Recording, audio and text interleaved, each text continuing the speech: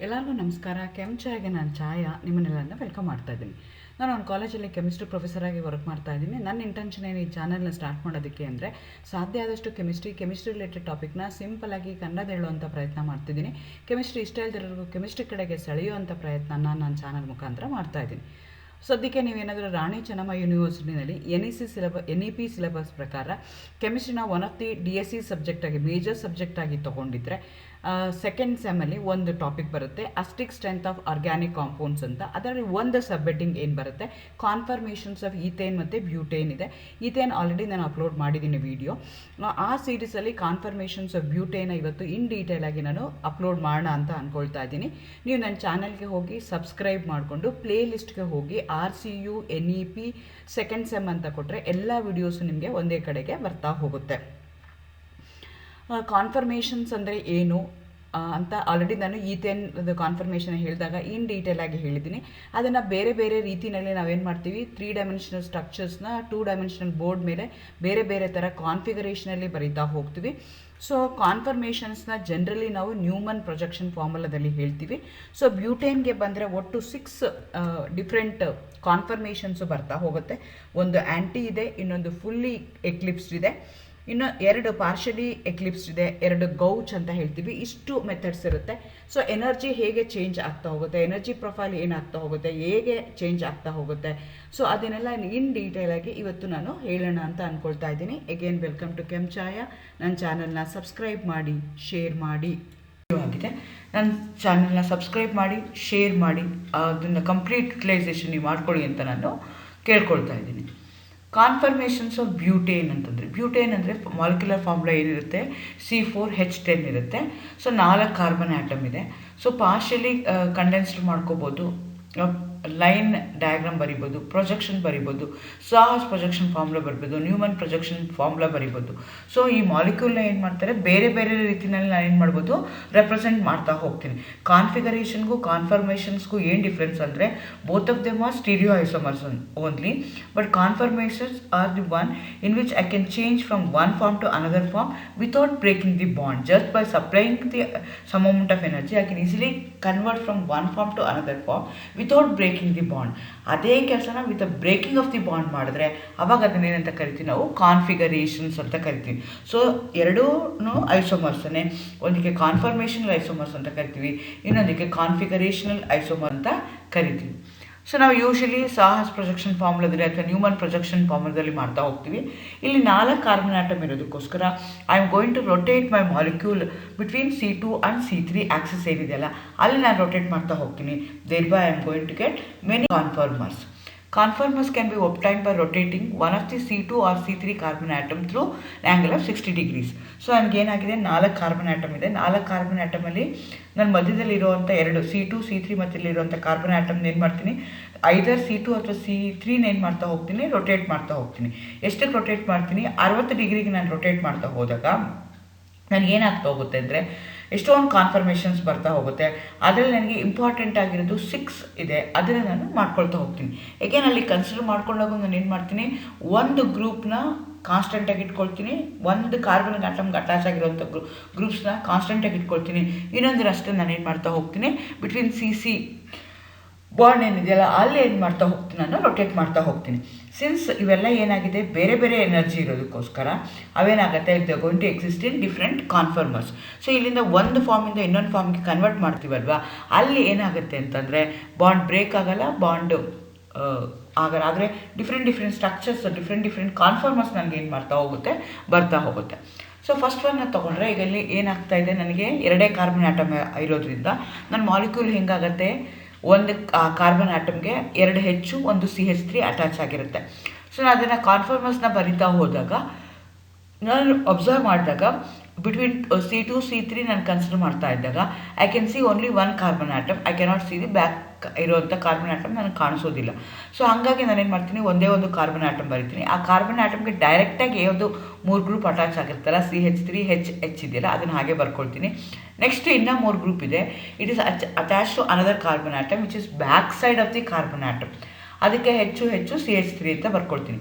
If they are far apart, CH3 group ತುಂಬ 180 degree ಡಿಫ್ರೆನ್ಸಲ್ಲಿ ಇತ್ತು ಅಂದರೆ ಅಂಥದ್ದೇ ನಾವೇನಂತ ಕರಿತೀವಿ ಆ್ಯಂಟಿ ಅಂತ ಕರಿತಾರೆ ಅಥವಾ ಸ್ಟ್ಯಾಗರ್ಡ್ ಅಂತ ಕರೀತಾರೆ.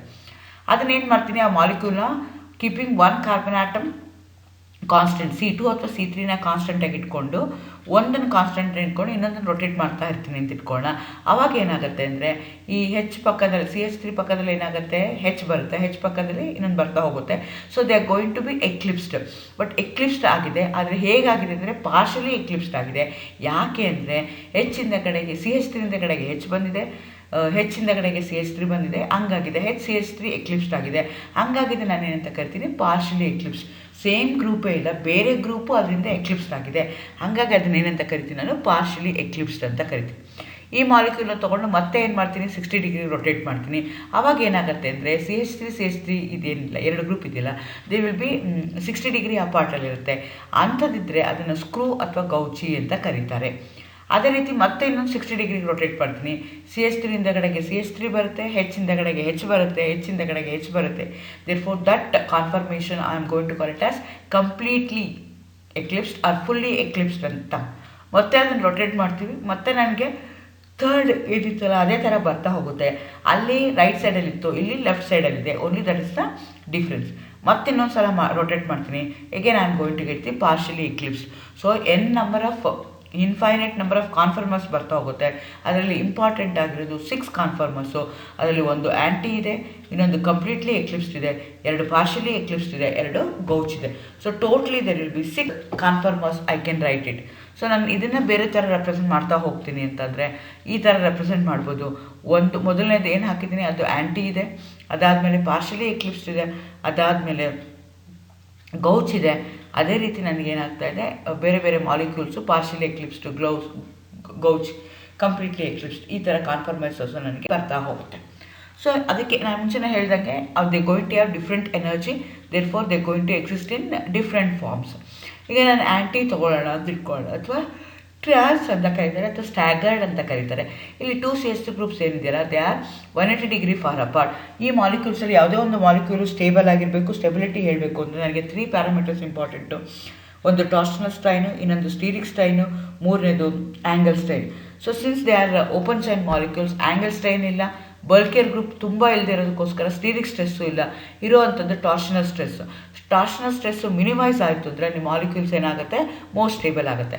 ಟಾರ್ಷನಲ್ ಸ್ಟ್ರೆಸ್ ಯಾವಾಗ ಮಿನಿಮಮ್ ಆಗುತ್ತೆ ಅಂತಂದರೆ ಯಾವಾಗ ಅಂದರೆ the groups are far apart. ಇಲ್ಲಿ CH3 ಗ್ರೂಪ್ 180 ಡಿಗ್ರಿ ಫಾರ್ ಇರೋದಕ್ಕೋಸ್ಕರ ಅಗೇನ್ HS ತೊಗೊಂಡ್ರು 180 ಡಿಗ್ರಿ ಫಾರ್ ಇರ್ತವೆ. Therefore there is no torsional stress, therefore they going to have lowest energy equal to 0. Most stable conformers, maximum staggered ಆಗಿದೆ. So this is the most stable which going to have less energy. Less energy ಯಾಕೆ, torsional stress ಇಲ್ಲ. Torsional stress ಯಾಕಿಲ್ಲ, because 2 CH3 group they are apart to 180 degrees. ಎರಡನೇ ತೊಗೊಳ್ಳೋಣ, fully Eclipse ತೊಗೊಳ್ಳೋಣ. So ಇಲ್ಲಿ CH3 back side ಏನು ಬರ್ತಾ ಇದೆ, CH3 ಬರ್ತಿದೆ, H ಬ್ಯಾಕ್ ಸೈಡು H ಬರ್ತಾ ಇದೆ, another H back side H ಬರುತ್ತೆ. ಹಾಗಾಗಿ ಏನಾಗ್ತಾ ಇದೆ, same groups they are very close to each other, therefore they try to repel each other. ಹಾಗಾಗಿ ಟಾರ್ಷನಲ್ ಸ್ಟ್ರೆಸ್ ಏನಾಗುತ್ತೆ, ಮ್ಯಾಕ್ಸಿಮಮ್ ಇರುತ್ತೆ. ಸ್ಟ್ರೆಸ್ಸು ಮ್ಯಾಕ್ಸಿಮಮ್ ಇದ್ದಾಗ ಎನರ್ಜಿ ಏನಾಗ್ತಾ ಹೋಗುತ್ತೆ, ಜಾಸ್ತಿ ಆಗ್ತಾ ಹೋಗುತ್ತೆ. ಎನರ್ಜಿ ಜಾಸ್ತಿ ಆದಾಗ ಸ್ಟೆಬಿಲಿಟಿ ಏನಾಗ್ತಾ ಹೋಗುತ್ತೆ, ಡಿಕ್ರೀಸ್ ಆಗುತ್ತೆ. So 19 kilojoules per mole it going to have more energy than that of anti conformation which going to have 0 energy. So ನಾವು ಆ್ಯಂಟಿ ಕಂಪೇರ್ ಮಾಡ್ತಾ ಹೋದರೆ ಆ್ಯಂಟಿಗೆ 0 ಇದ್ದರೆ ಕಂಪ್ಲೀಟ್ಲಿ ಎಕ್ಲಿಪ್ಸ್ಗೆ 90 kilojoules per mole ಅಷ್ಟು ಮೋರ್ ಎನರ್ಜಿ ಇರುತ್ತೆ. ಇದಕ್ಕೆ ನಾವೇನಂತ ಕರಿತೀವಿ, ಕಂಪ್ಲೀಟ್ಲಿ ಎಕ್ಲಿಪ್ಸ್ಡ್ ಕಾನ್ಫರ್ಮರ್ ಅಂತ ಕರಿತೀವಿ. ಹೈಯೆಸ್ಟ್ ಎನರ್ಜಿ ಕಾನ್ಫರ್ಮೇಷನ್, ಎನರ್ಜಿ ಜಾಸ್ತಿ ಇರುತ್ತೆ. ಎಷ್ಟು ಎನರ್ಜಿ ಇರುತ್ತೆ, 19 kilojoules per mole ಇರುತ್ತೆ. ಮ್ಯಾಕ್ಸಿಮಮ್ ಏನಾಗಿದೆ, ಎಕ್ಲಿಪ್ಸ್ ಆಗಿದೆ. CH3 ಗ್ರೂಪ್ CH3 ಇದೆ, H ಹಿಂದಗಡೆ H ಇದೆ, ಅನದರ್ H ಹಿಂದಗಡೆ H ಇದೆ. ಅದೇ ರೀತಿ ಪಾರ್ಷಲಿ ಎಕ್ಲಿಪ್ಸ್ ನನಗೆ 2 ಫಾರ್ಮ್ ಬರ್ತಾ ಹೋಗುತ್ತೆ, ಹೆಚ್ಚು ಅಥವಾ CH3 ಅಥವಾ ಹೆಚ್ಚು CH3 H ಎಕ್ಲಿಪ್ಸ್ಡ್ ಆಗಿರುತ್ತೆ.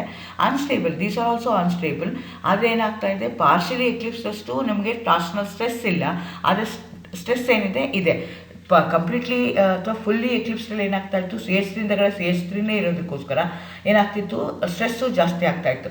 ಆದರೆ ಇಲ್ಲಿ ಏನಾಗ್ತಿದೆ, ಹೆಚ್ಚಿಂದಗಡೆ CH3 ಇದೆ, ಇಲ್ಲಾಂದರೆ ಹೆಚ್ಚಿಂದಗಡೆ CH3 ಇದೆ, ಇಲ್ಲಾಂದರೆ CH3 ಹಿಂದಗಡೆ ಹೆಚ್ಚಿದೆ. ಹಂಗಾಗಿ ಇದನ್ನ ಏನಂತ ಕರಿತೀವಿ ನಾವು, ಪಾರ್ಷಿಯಲಿ ಎಕ್ಲಿಪ್ಸ್ಡ್ ಅಂತ ಕರಿತೀವಿ. ಇವು ಅನ್ಸ್ಟೇಬಲ್ ಆಗುತ್ತೆ, ಟಾರ್ಷನಲ್ ಸ್ಟ್ರೆಸ್ ಇರುತ್ತೆ, ಹಂಗಾಗಿ ಇವು ಅನ್ಸ್ಟೇಬಲ್ ಆಗುತ್ತೆ. 16 kJ/mol less energy than that of anti conformations. So ಇದಕ್ಕೆ ಆ್ಯಂಟಿಗೆ 0 ಅಂತ ತೊಗೊಂಡ್ರೆ ಇದಕ್ಕೆ 16 kJ/mol ಎನರ್ಜಿ ಇರುತ್ತೆ, less than that of anti conformation. So next ನಾನು ಏನು ಮಾಡ್ತೀನಿ, ಗೌಚಿ ತೊಗೊಳ್ತೀನಿ. Unstable, these are also unstable. 60 degree ಇರ್ಬೋದು, ಬಟ್ ಅನ್ಸ್ಟೇಬಲ್ ಇರುತ್ತೆ. ಎನರ್ಜಿ ಡಿಫ್ರೆನ್ಸ್ ಎಷ್ಟಿರುತ್ತೆ ಅಂದರೆ 3.8 kJ than that of anti conformations ಇರುತ್ತೆ. ಸೊ ನಾನು ಎನರ್ಜಿ ಪ್ರೊಫೈಲ್ ಡಯಾಗ್ರಾಮ್ನ ಬರಿತಾ ಹೋಗ್ತೀನಿ ಅಂತ ತಿಳ್ಕೊಳ್ಳೋಣ. ಎಲ್ಲದಕ್ಕಿಂತ ಲೀಸ್ಟ್ ಇರೋವಂಥದ್ದು ಯಾವುದು, ಆ್ಯಂಟಿ ಅಥವಾ ಸ್ಟ್ಯಾಗರ್ಡ್ ಇದೆ, ಮಿನಿಮಮ್ ಇದೆ, 0 ಇದೆ. ಸೊ ಅದಾದಮೇಲೆ ಏನು ಮಾಡ್ತೀನಿ, ನನಗೆ ಗೌಚಿ ಬರುತ್ತೆ. ಅದಾದಮೇಲೆ ಏನಾಗುತ್ತೆ, ಪಾರ್ಷಿಯಲಿ ಎಕ್ಲಿಪ್ಸ್ ಬರುತ್ತೆ, ಆಮೇಲೆ ಕಂಪ್ಲೀಟ್ಲಿ ಎಕ್ಲಿಪ್ಸ್ ಬರುತ್ತೆ. ಸೊ ನಾನು ಒಂದು ಮಾಲಿಕ್ಯೂಲ್ನ ತೊಗೊಂಡು ಫಸ್ಟ್ ನಾನು ಏನು ಮಾಡ್ತೀನಿ, ಸ್ಟ್ಯಾಗರ್ಡ್ನ ತೊಗೊಂಡು 60 ಡಿಗ್ರಿಗೆ ರೊಟೇಟ್ ಮಾಡ್ತಾ ಹೋದಾಗ this the way I am going to get my energy profile diagram. First anti ಇದೆ, 180 ಡಿಗ್ರಿಗಿದೆ. ಸೊ ಲೋಯೆಸ್ಟ್ ಎನರ್ಜಿ ಇದೆ, ಒಂದು ಕಡೆಗೆ ಲೋಯೆಸ್ಟ್ ಎನರ್ಜಿ ಮಾಡ್ತಾ ಇದ್ದರೆ, ಇನ್ನೊಂದು ಕಾನ್ಫರ್ಮರ್ಸ್ ಪೊಟೆನ್ಷಿಯಲ್ ಮಾಡ್ತಾ ಹೋಗ್ತೀವಿ. Across carbon C2C3 bond rotation ಆಗ್ತಾ ಇದ್ದಾಗ ಹೇಗಾಗುತ್ತೆ ಅಂತ. ಆ್ಯಂಟಿಗೆ ಲೋಯೆಸ್ಟ್ ಎನರ್ಜಿ ಇರುತ್ತೆ, ಆಮೇಲೆ ಅದು ಎಕ್ಲಿಪ್ಸ್ಡ್ ಆಗುತ್ತೆ. ಎಕ್ಲಿಪ್ಸ್ಡ್ ಆದಾಗ ಏನಾಗುತ್ತೆ, ನಾಟ್ ಕಂಪ್ಲೀಟ್ಲಿ, ಪಾರ್ಷಿಯಲ್ ಎಕ್ಲಿಪ್ಸ್ಡ್ ಆಗುತ್ತೆ. ಎನರ್ಜಿ ಎಷ್ಟಿರುತ್ತೆ, 16 kJ/mol which going to have more energy than that of anti ಇರುತ್ತೆ. ನೆಕ್ಸ್ಟ್ ಅದೇನಾಗುತ್ತೆ, ನನಗೆ ಗೌಚಿಗೆ ಬರುತ್ತೆ. ಗೌಚಿಗೆ ಬಂದಾಗ ಏನಾಗುತ್ತೆ, ಎನರ್ಜಿ ಕಡಿಮೆ ಆಗುತ್ತೆ. ಎಷ್ಟಿರುತ್ತೆ ಅಂದರೆ 3.8 kJ. It going to have more energy than that of anti ಆಗುತ್ತೆ. ನೆಕ್ಸ್ಟ್ ಅದಾದಮೇಲೆ ಕಂಪ್ಲೀಟ್ಲಿ ಎಕ್ಲಿಪ್ಸ್ಡ್ ಅಥವಾ ಫುಲ್ಲಿ ಎಕ್ಲಿಪ್ಸ್ಡ್ ಅಂತ ಕರಿತಾರೆ, ಅಥವಾ ಮೀಥೈಲ್ ಎಕ್ಲಿಪ್ಸ್ಡ್ ಅಂತ ಕರೀತಾರೆ. ಮೀಥೇನ್ ಗ್ರೂಪ್ ಇದ್ದಗಡೆ ಮೀಥೇನ್ ಬರುತ್ತೆ, ಹೆಚ್ಚಿಂದಗಡೆ ಹೆಚ್ಚು ಬರುತ್ತೆ, ಅನದರ್ ಹೆಚ್ಚಿಂದಗಡೆ ಹೆಚ್ಚು ಬರುತ್ತೆ. ಅಂಥದಕ್ಕೆ ನಾವೇನಂತ ಕರಿತೀವಿ, ಕಂಪ್ಲೀಟ್ಲಿ ಎಕ್ಲಿಪ್ಸ್ಡ್ ಅಂತ ಕರಿತೀವಿ. ಅಲ್ಲಿ 19 kJ/mol ಆಗಿರುತ್ತೆ. ಮತ್ತೆ ಅದೇನಾಗುತ್ತೆ, ಗೌಚಿಗೆ ಬರುತ್ತೆ, ಕಡಿಮೆ ಆಗುತ್ತೆ. ನೆಕ್ಸ್ಟ್ ಅದಾದಮೇಲೆ ಪಾರ್ಷಿಯಲಿ ಎಕ್ಲಿಪ್ಸ್ಗೆ ಹೋಗುತ್ತೆ, ಮತ್ತೆ ಅದೇನಾಗುತ್ತೆ, ಆ್ಯಂಟಿ ಬಂದಾಗ 0 ಆಗುತ್ತೆ. So this the way there will be energy profile diagram for order of stability of different conformers of butane. Thank you.